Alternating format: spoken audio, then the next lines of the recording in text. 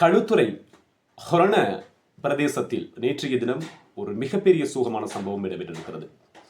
நேற்று பின்னேரம் அந்த பிரதேசத்தில் இருக்கின்ற ஒரு முதியோர் இல்லத்திலே தீப்பரவல் ஏற்பட்டிருக்கிறது. அந்த தீப்பரவலில் ஆரம்பத்தில் 9 பேர் உயிரிழந்ததாக சொல்லப்பட்டது. தற்போது அந்த உயிரிழப்பு 11ஆக அதிகரித்திருக்கிறது.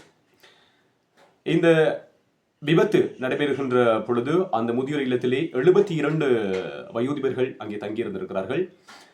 அதிலே 44 பேர் எந்த ஆபத்துக்களும் இல்லாமல் பாதுகாப்பாக மீட்கப்பட்டிருக்கிறார்கள்.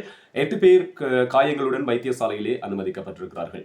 இந்த விபத்து ஏன் இடம்பெற்றது என்பது குறித்து போலீசார் தீவிரமான விசாரணைகளை மேற்கொண்டு வருகிறார்கள்.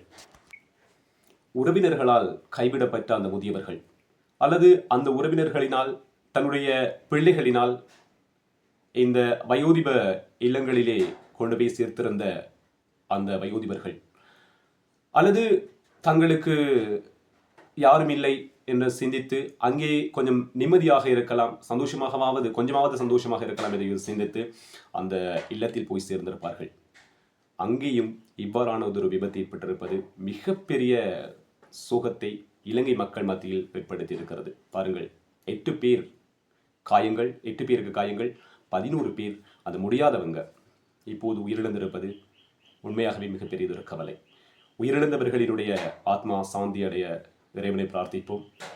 வைத்தியசாலையிலே அனுமதிக்கப்பட்டிருக்கிறவர்கள் விரைவில் குணமாக வேண்டும் என இறைவனை பிரார்த்தித்துக் கொள்கின்றோம்.